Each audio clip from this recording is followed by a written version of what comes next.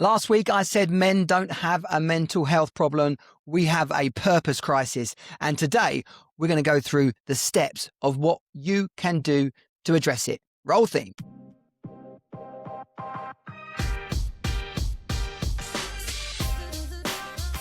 Welcome to the Jonnie Jensen Show, where modern dads discover how to create the true riches, relationships, and results they deserve.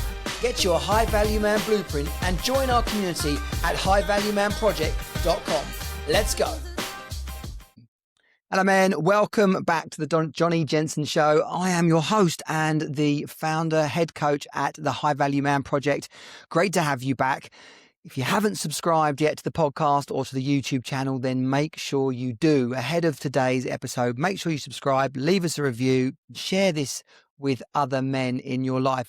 Men who need to just take control of themselves and their life so that they live, so that they create the life they desire, not one that they feel stuck in. You know, we as men need to really thrive. What the world needs more than ever is men thriving, men leading in their work, in their family, in their social circle for themselves, holding themselves to account, having the pride and the confidence to hold other people to account.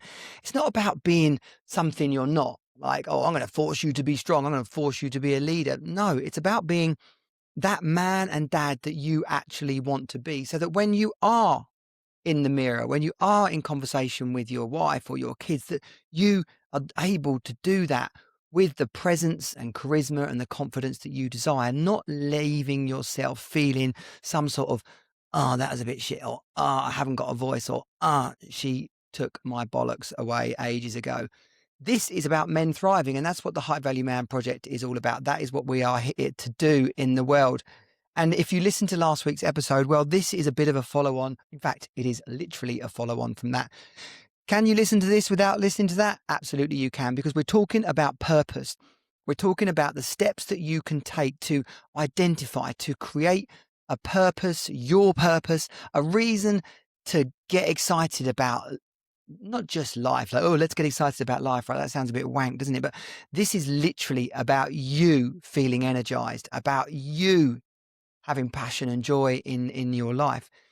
And the reason that we lose this isn't because something's wrong with us, isn't necessarily because we're weak or a failure. Like, it's because we gave it up.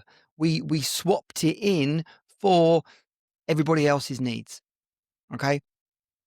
Over the last however many episodes of the podcast, there was reference a while back to me when I was 16, having this vision of being a TV presenter, this, you know, it was like embarrassing. Who could I tell about that? Oh, shut up. Like, what? Yeah. Oh, yeah. As if, you know, there's a potential for a lot of piss taking about that kind of idea. So I kind of just got on with it on my own. But when it fell through, the college I went to, not the university college, but I left a really good school to go and do my A levels and this radio and journalism, City and Guilds, an all right place, but nothing like the level. You know, I was at an excellent school in Maidstone Grammar School for boys, and I left there to go to the local college to do this radio and journalism course, but I didn't really tell anybody what I was up to or why that was my main motivation. And then that program fell through. The radio guy didn't turn up. I didn't really want to be a journalist. So then when I'm sat there learning shorthand with a bunch of secretarial people on secretarial courses, I completely lost my mojo for it. And it wasn't really until, I don't know, about 2.5 years later when I was at university, simply having fun. Like, I was able to find a new purpose, a new vision. And quite honestly, that purpose was about having fun. It was literally about having fun. But nonetheless, that was a purpose. That was a vision. That was a why. Like, why am I doing this? Because I'm having a load of fun. I'm at that point when I went off to uni and made a load of mates, and it was early 90s and we were clubbing and raving and just mucking about to the nth degree. Suddenly I didn't need a vision. I didn't need a purpose because my life was so rich with friendships and joy. There was no stress or worries, you know, literally. If I didn't have any money, well, we either borrowed it off a mate or as it was for me, I just went and got some random job, making teas at a antique, like, showground place, doing silver service at a catering thing. And then the longest job I had at uni was delivering pizzas for a company that had a car with a massive red phone on the roof. Hilarious. And so, in a way, there was a purpose there. The purpose was have fun, and it was being served. The reason why, that time of life for men, early to mid 20s, it's as easy to be fair as when we were little kids. What do you want to be? I want to be an astronaut. I want to be a fireman. I want to be a footballer. I want to be a teacher. There was no question of how much money did that pay, or was it even realistic? You just, in your mind, you were a little kid and you'd seen whatever you'd seen, or you'd heard whatever you'd heard, and you're like, that's what I want to be. And then when we hit our 20s, it's just, I would like to think for as many of us as possible, particularly guys that are doing okay. And this is maybe a reflection on young men who are struggling with knowing what to do and where to go. Comes back to not having a purpose. But when I was early 20s, it was just, where can we go? What can we take on? What's possible? Can I make some money? Can I have some fun? Can I make friends? Can I fall in love? Can I get married? Can I buy a house? Can I have some kids? There's a clear, distinct vision. And actually, when I left uni, and me and my two best mates, we went down to a completely different city in the UK called Southampton, simply because one of us needed to finish up his degree, and they offered him a place at Southampton, and we went with him just to keep the dream alive, quite frankly. Like, why else would I not want to do, like, hang out with you two and have a laugh? But the problem was with that, the vision was gone, the purpose was gone, and I wasn't really very happy there. Least of all because every time the washing up needed doing, we would play cards for it. They would gang up on me, I would lose, and then they would laugh their heads off as I crashed about in the kitchen complaining about all the bloody washing up that I had to do. Thank you, Mark and Chris, you knobheads. But yeah, I felt like I wanted to be in London. I felt like I wanted to work in a marketing agency. I felt like I had to be in a different place. And so that new purpose kicked in, the vision was created, and all the energy that I was missing in Southampton, all the joy for life came back. And it didn't happen instantly, like click your fingers. But within about 9 months, I'd got that job in London, and that game, that challenge, that new chapter had been created, and I was off again. And so here's what happens. And by the way, if any of this, as we go through this today, resonates with you, then I have the High Value Man scorecard, which will give you an indication across the 4 key areas of your life where you are leaking your energy and joy, like your drive and passion, like where's it leaking? So if you go to highvaluemanproject.com/score, it takes about 2 minutes and you get a fully personalized. It actually goes through High Value Man AI agent, which has been taught all the frameworks, all the coaching systems that we've built inside our system for living are inside this AI agent. So when you complete your score, you'll get a fully personalized review of your answers and what suggestions can be had around that, and then an invitation then to book a power call, basically to talk about what your score means, where you would look to improve it. So yeah, highvaluemanproject.com/score. It's an epic way to start your high value man journey. So let's just get straight into it. The steps that we take are the very first parts of the 3XC formula, which is part of the system for living, okay? And it's clarity. And it's really easy to say to someone, oh yeah, you need goals. Like, yeah, set your goals. But it's so much more than that.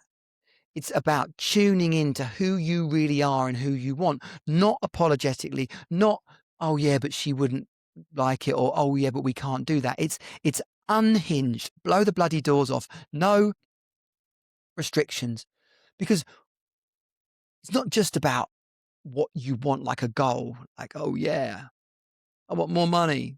I want to see Niagara Falls. I don't know, like there's probably some better things to go and see if you've ever been there. It's impressive. It's just the stuff around it that's not that great.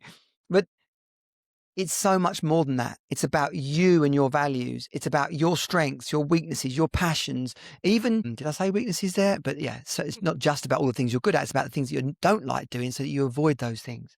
And it's about having a why.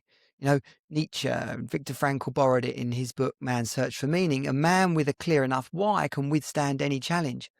When you put all of that aside for so long to focus on your work, to focus on your wife, to focus on your family, to make sure there's enough money to put yourself last, you suddenly find yourself lost. And that is a real simple metaphor. Is it metaphors or analogy? A metaphor is something like something else. I think that's a metaphor. Analogy is an example of a story, a comparison. Yeah, I better talk to Mrs. Harris, my old English teacher, and find that out. But this is the clarity part of the 3XC formula. Number one, getting clear about what's working in your life and what's not working in your life. Men have a huge tendency to focus on what's not working. And it comes out of survival instinct, really. It's an awareness of the things that aren't going well, which, if you're talking about something's about to eat you or you're about to die from freezing cold when we're like cavemen stuff, that's fine. But in this modern day world, the things that we fear, we don't even realize we fear them. It's more like stress, but our body reads it as anxiety, which in, AKA fear. So it becomes, oh, that's something to worry about. And it's all the things that aren't working. And because we get preoccupied with them and focus on them, it seems like that's all we ever experience. It's all we ever put up with. We become overly sensitive to the little things she does, or the kids' room being messy, or the so-and-so pot not being put back away. And so we react to it. So we're turning into a bit of a miserable git. But we're miserable gits because we're focused on all the things that we don't like, that we don't want, that we want less of, or we want none at all of. The trick there is to get way more interested in what's working, the things that you like doing, the things that are positives and light you up, that give you some amount of joy and power, freedom, energy, happiness, contentment. Because, by the way, those feelings are the complete opposite of anxiety and stress. They induce cortisol and adrenaline and fight or flight chemicals, whereas the feel good stuff will induce dopamine, serotonin, endorphins, oxytocin, the feel-good chemicals that lift us up and drive us forward, that help us sleep well, that help us be better company to be around, that help us be excited and motivated. So it's important, in fact, essential, to get really focused on what's working, what you appreciate, what you want more of. In fact, what you're grateful for. Now, a practice of gratitude sounds a bit fluffy and woo-woo, and people write it off, but it's not. It's becoming aware of, emotionally tuned in to the good things in your life that are working. Second up, and basically all these tasks you can sit down and write them out. Actually, building some AI tools to you can access and do this interacting with. Next up is your values. Now, when you're living inconsistent, like out of alignment with your values, it's uncomfortable. It's friction. It's mildly annoying, but it's also, it rubs against, just like a piston being slightly out. It rubs against your soul, to be honest, your absolute core. So if who you are, and this experience was very personal to me inside of my marriage, which ultimately failed, who I am is intuitively, without even thinking about it, more of a positive tendency. I see the opportunities, I see the good in things. Now, my ex, more of the negative persuasion, and that's okay, but it's bloody annoying if those two people are complete opposite. So every time you say up, they say down, there's only so much road for that conversation to run on before you hit a wall, okay? So your values are absolutely vital. Getting clear on what they are. So for me, family or love falls into the same sort of thing. Winning, like the sense of competition and pushing yourself to be your best. Joy, fun, okay? Laughter is a value, and generosity. Definitely that is one of my core values as well. And you will have around 4 or 5 core values.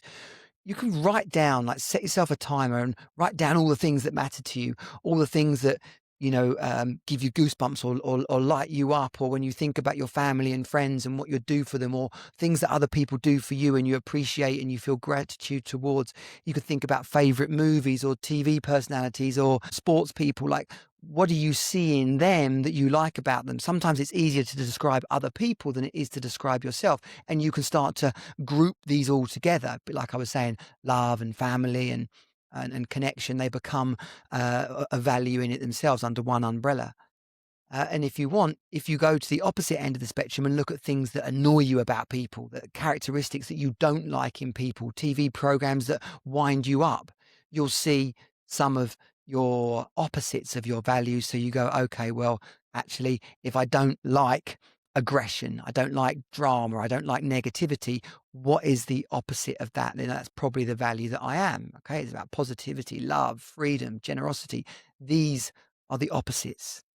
So when you know your values and you start to live by them, then life becomes a lot freer. You start to see the good in things rather than being constant low-level frustration. And it is that pinch on our values. If you don't know this or have never seen it before, take a look. That picture that you gets used a bunch of times, but the rumble strip, the digger, digger, digger, digger on the side of the road. If you start to veer off the main lane of the road into the, what do they call it? The bit where you break down, right? If you start to go off into that lane, you digger, digger, digger, digger, hit the rumble strip, and it's to wake you up. It's to nudge you into this correct path again. When you're operating out of alignment with your values, you will find yourself digger, digger, digger, digger constantly, but you don't realize it and just becomes low-level frustration. So then next up is really about clear vision, right? We call it the blueprint inside of the High Value Man project. You'd have heard it elsewhere as the vision board, but getting truly clear on what you want in your life. Like in each and every area, we have 7 core areas, okay? You, family, home, work and money, friendships, health and fitness, and did I say family? Should get this tattooed on the inside of my arm or something. But they fall into those areas, and what you do is you create around that how you want it to be very specifically. You don't use any negatives like, I don't want this, I don't want that. No, that's the not working. You put into it exactly what you see yourself having, what it is that you want to create. If it's a larger home, what does that home look like? If it's the vibe, the atmosphere, the people that are around you in your home, what does that look like? If it's the view out the window or the location that you're near, or it's the kind of weather you experience there, it goes in there. If it's the kind of relationship that you want, you put it in. If you haven't got a partner, then you describe the kind of partner that you want to have. It becomes this blueprint. The reason why I prefer blueprint over vision board is because a blueprint is something you build. It's something you create. You know what it is that you want to end up with, and you start to put the steps in place to create it. And that, along with your values and your strengths and weaknesses, I didn't even mention those, but let's come back to those. You build this picture up exactly of who you are, what you stand for, okay, inside of which are your strengths and weaknesses, passions and commitments. What is it that matters to you? What are you responsible for? What are the things that light you up and that you enjoy doing? And then weaknesses, what are the things that annoy you and you don't like doing? Being clear about these things, actually written down, means that you can lean into and do more of those things. You become aware of the hard lines for you in certain areas where I'm not going to do that because it's inconsistent with what I am, who I am, what I said I'm creating. And weaknesses in particular, because some weaknesses we might want to work on. Other weaknesses, and this is far more where I would encourage you to go, is that you find people to delegate to, find people or ways to minimize the amount of time you have to spend operating in your weaknesses. One of the hardest things for a human, let alone a man, because we're focused on men, to persevere with is something that you don't like doing. That will undoubtedly, obviously, grind you down. Okay? And then the final part of this is your why. Your why is a clear connection between what you're doing and the reason you want to do it. And people talk about motivation as where can I get motivation for? How do I find motivation? What happened to where's my motivation gone? It's not motivation, it's commitment. And commitment is your why. It's your why above all other things that will get you out of bed to do that thing that you said you would do. When you're connected to your why, you can quite frankly withstand any challenge. You've got to have a why that's bigger than you, right? And when I say bigger than you, it normally means something external to what it is that you want. And the best example I can give of this, or the one that springs most to mind, is around my fitness. And I used to have it when I was younger that I would enter an event, get fit to enter the event, to do well, to kind of look good. I've got a bit of an issue about not getting overweight, or some people accuse me of being fattest, but I don't think that's very fair. But I never want to be like that, right? When I was younger, that was what it was. Enter an event, get fit. Then I would do the event, then not go to the gym for 6 months. And it wasn't until I felt so bad about it, started to feel so unfit. And then it was like the pain got so much that I would then go back to the gym. So it's about like that pain, the pain of not going, but got so much that I went and started doing it again. When I read Charles Dungee's The Power of Habits, I realized that my why for getting fit was only about me. And when it's only about you, your motivation for it can drift in and drift out. It doesn't really impact anybody else. It's not connected to a higher reason, a bigger why. And that's the common mistake that people make with motivation. Motivation comes in and out. You've got to find a way to access commitment. And your why is how you access commitment. So when I realized that when I'm fit, I work better. When I work better, I make more money. When I make more money, I can do cool things with my kids. When I can do cool things with my kids, they're happier. And at the time when we were going through a divorce, their happiness and our quality time together was absolutely paramount. And obviously money was a bit tricky back then. So in terms of getting up in the morning and going to the gym and doing what I needed to feel good about myself, being fit was an absolute non-negotiable. And it transformed my attitude towards going to the gym. It transformed my reason for going to the gym. So then when it's cold and dark, you don't really feel like it, you are still compelled either to do the home workout, like find a way around it, or to buddy up and do it with some people, or to go and get more knowledge, to turn on YouTube, to find things that you could like. Whatever it is, you won't be stopped simply by the I don't feel like it.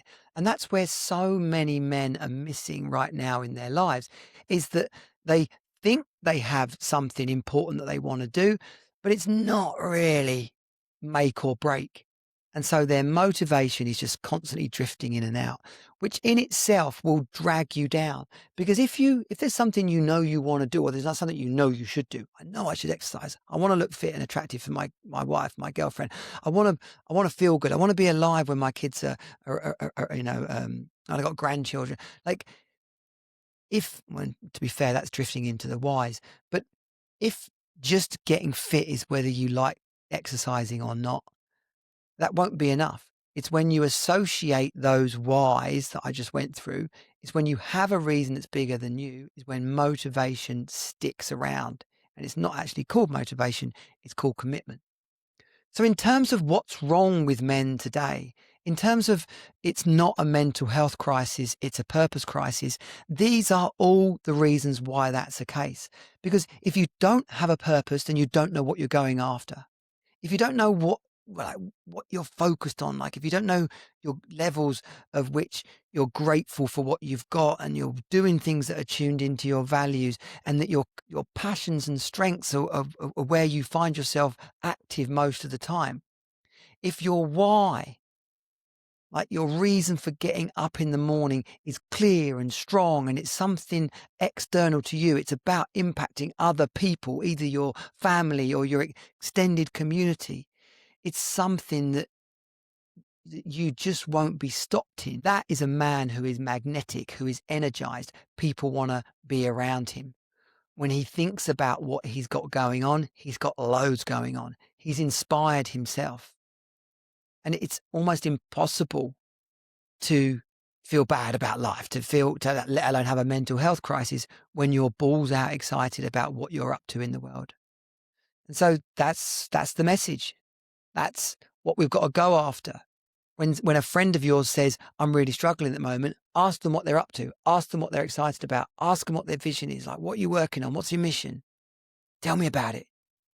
And they're like, oh, what do you mean? I don't know. I haven't really got one. You say, well, look, here's mine. What do you think about this? Oh, that sounds cool. How did you do that? This is how I did it. I listened to the Jonnie Jensen show. I'm part of the High Value Man Project. That's what our kids need to see in us. When they look at their dad, same as our wives or girlfriends. Like when they look at us, they want to feel inspired and led and enthusiastic. They want to be on that mission with us. Because if you can't get excited about what you're up to, how the hell do you expect people to be excited about being on the journey with you? It just doesn't work that way. And then like the low value death spiral. We lead with confidence and charisma, chasing a life we desire, not one we feel stuck in. And that's it. I wanted to share this with you because there's practical aspects to what we do here at the High Value Man Project. It's definitely not therapy, right? Although you will get the results that people look for in therapy.